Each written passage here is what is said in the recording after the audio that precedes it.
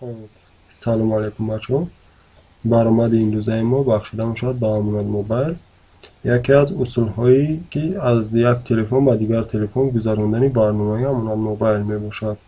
در بسیاری حالت ها گوییم تلفن ما ویران می شود یا اینکه ما تلفنمون رو نو می کنیم یا اون تلفنی نوتر می خریم.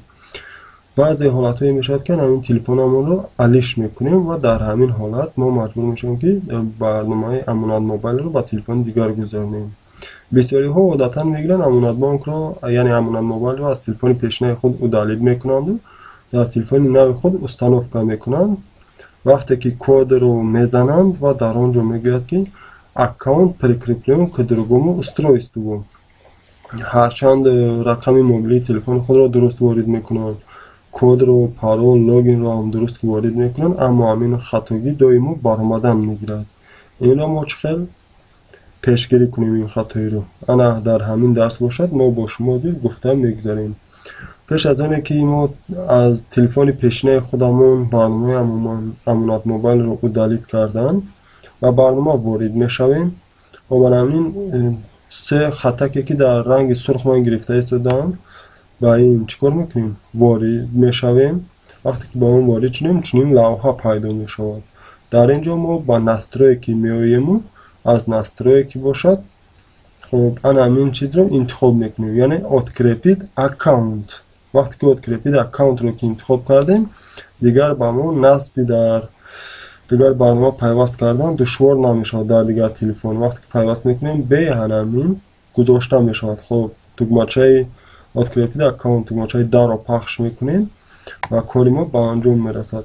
با چه سبب با ما این خطاگی رو یعنی اکاونت прикреплен к другому устройству میگوید؟ با اون سببی که همین تلفن ما برنامه امانت موبایل با محافظت مخصوص که ترسیدنده شده است که برنامه مخصوص که بیاد یعنی همین پول های ما که در این برنامه هست اونها را چکار کند؟ معلومات شخصی ما را نگاه دارد.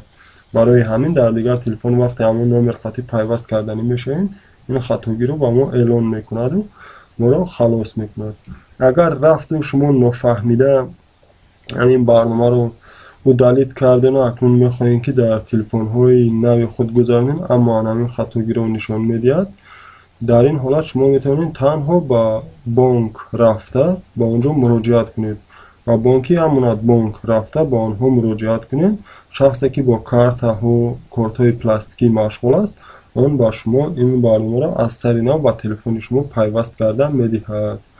و اگر نه شما شخصا نمیتونید حتما از خیر نبراریم در وقت رفتنتون حتما پاسپورت خود را هم خطی خودتون گرفتن میروید که این یک کاری ضروری است برای اینکه به پاسپورت شخصیت شما معین کردن نمیشود و این برنامه را هم با تلفن نوی شما نمیگذارونند. خب با این بود درس نوبتی ما. سلامت باشین بچه ها.